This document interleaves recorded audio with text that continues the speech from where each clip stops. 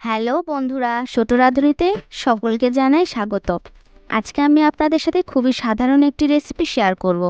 সপ্তাহে 2-3 দিন যে কোনো বড় মাছ দিয়ে এরকম রেসিপি করা যেতেই পারে।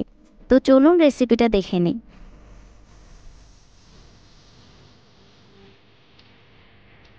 প্রথমে আমি প্লেটে 4 টুকরা মাছ নিয়ে নিলাম।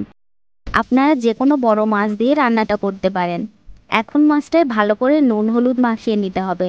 আমার শাশুড়ি মা আমাকে সবসময় বলে মাছ ভাজার সময় নুন বেশি করে দিলে তরকারির স্বাদ ভালো হয়, আর এটা আমার শাশুড়ি মাকে তার শাশুড়ি বলেছিল।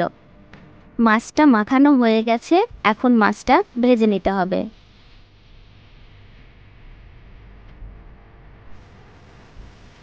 চুলাতে কড়াইটা বসিয়ে তেল গরম করতে দিয়েছি। এখন এক এক করে মাছগুলো দিয়ে দেব।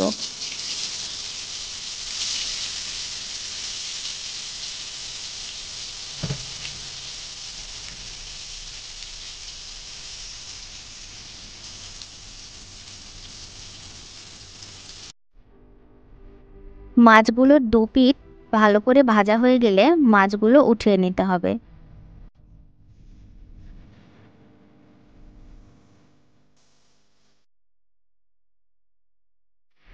মাছ ভাজার তেল কিছুটা কমিয়ে নিয়ে সেই তেলেই ফোড়ন দিতে হবে। এখানে তেজপাতা, শুকনো লঙ্কা, দারচিনি আর পাঁচফোড়ন দিতে হবে। একটু নেড়ে আগে থেকে কেটে রাখা শোলা কচুগুলো দিয়ে দিতে হবে।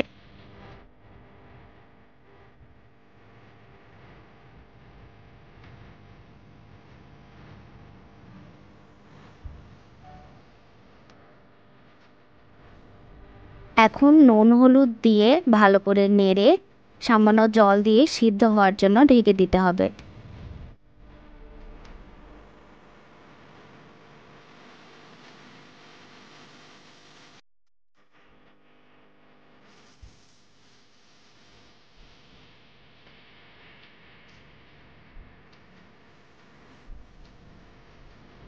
জল শুকিয়ে গেলে তরকারিটা ভালো করে ভেজে নিতে হবে।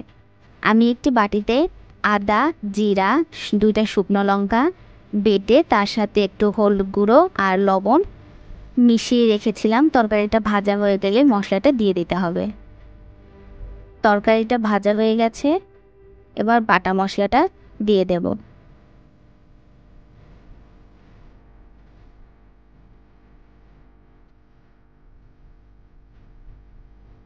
এখন ভালো করে তরকারিটা কষিয়ে নিতে হবে।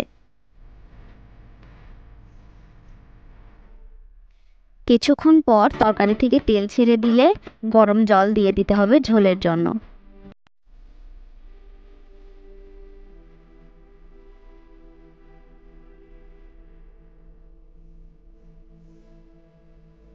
আপনাদের পরিমাণ মতো আপনারা তরকারিতে জলটা ব্যবহার করবেন।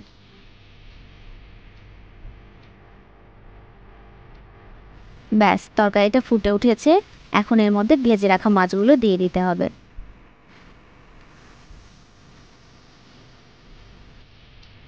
রান্নাটা শেষের দিকে, মিনিট 15 পর তরকারিটা উঠিয়ে নিতে হবে।